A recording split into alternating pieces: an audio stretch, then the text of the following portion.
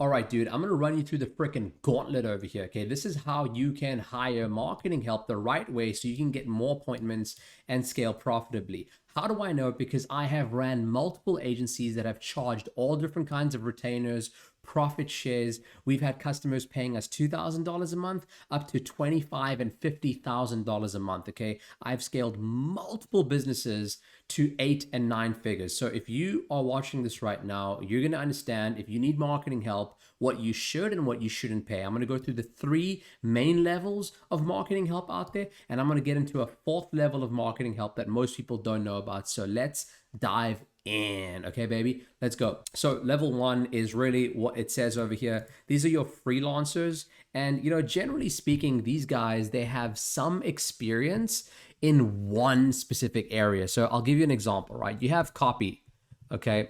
This person is not going to be good at media buying. They may be really good at writing ads, they may be really good at writing email stuff, but they're not going to know how to actually run spend on Facebook or on Instagram or on Google, all right? On the other hand, if you have someone that can run spend on Google and Facebook, they're a media buyer, please don't ever get them to write copy, because if you have, you will realize that they suck. Okay, copy and media buying, these are two very different skill sets. The one is very creative oriented, the other one is very analytical. You won't oftentimes find freelancers that have the same skills all in one, okay? And then a funnel builder, ultimately, this is someone that can create a landing page or a very specific website that exists for the sole purpose of getting you more leads, more bookings, and then ultimately more appointments that you can turn into deals over the phone or face-to-face, right? Whatever kind of business that you run, okay? So you can never truly find someone oftentimes that has all these things. And so usually for a freelancer, you're looking at paying anywhere from $700 to a really good freelancer, maybe $3,000 on like a project basis, on a monthly basis. That's normal, okay? Now, the next level over here is an all-in-one agency.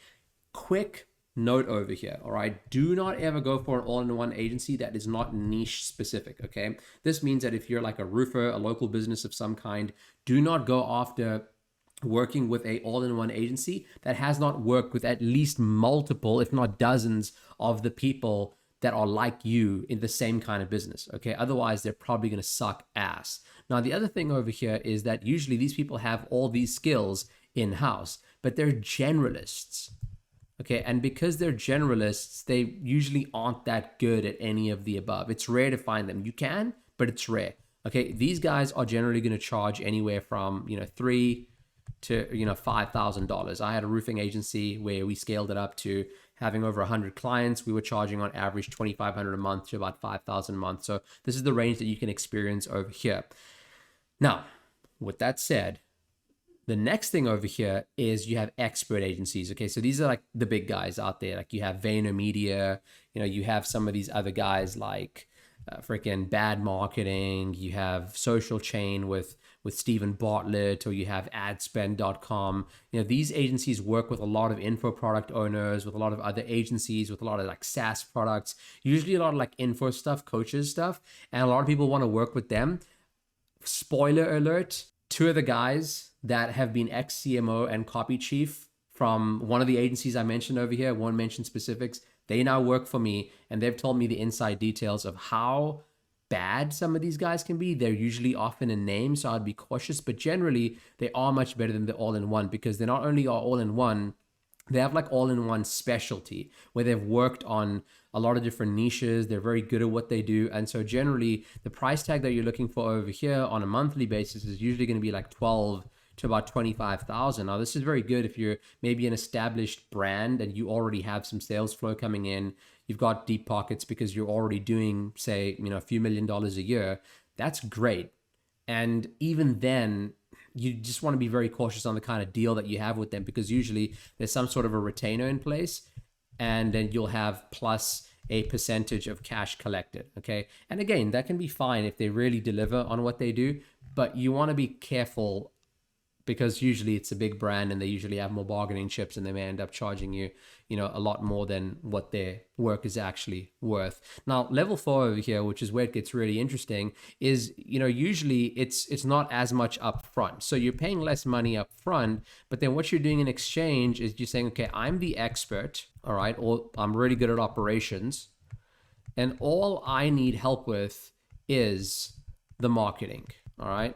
Now for this, what you're going to do is you're going to say, hey, I'm going to split a percentage of all the cash collected, and this is going to be a partnership. And so the benefit over here is that, let's say, for example, you're making right now, $50,000 a month, heck, even $100,000 a month, but you're keeping 100% of that, whatever the profit is, right? I don't want to get too in the weeds over here.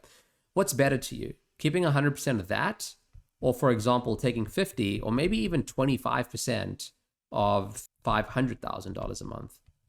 You see, the people that go with what you would call over here, and this is the model, it's called publishing, what they're doing is they're saying to themselves, instead of having 100% of this small pie, I would rather take a chunk of this bigger pie, because I know I'll end up with more at the end. And so if you've been stuck in growing your dating offer, your health offer, your make money online offer, or your trading offer, whatever it may be, you may want to look into publishing. You may want to look into finding a partnership with a marketer that is copy, that is funnels, that is media buying, that is marketing strategy, that is really, in many ways, a chief marketing officer department that you could plug into your business and just really turn into a machine that continues to pump out more profits. And I've seen a lot of offers go freaking ballistic with this. And there are a few offers that you may want to look into that have done really well with this model. Okay. The one is you have Fiction Profits, you have Pace Morby, 10x BNB, you have FBA, you have FBA Masterclass. Right. These are all businesses that ultimately had an expert, a great operation. But what they did is that they lacked the marketing know-how. And so they gave up a percentage actually to our team, or teams that we and myself and my team have worked on in the past in order to be able to scale the business. And these businesses have gone from 50, 100, 150 a month to even $1 million a month. So if this is something that you are interested in, feel free to use the link in my description. You can book a call with me. We'd be happy to guide you through a no strings attached walkthrough on how this model can work for you. And either way, you'll learn a lot on how you can actually grow and scale your business. So I hope this is helpful. I'll see you in the next one.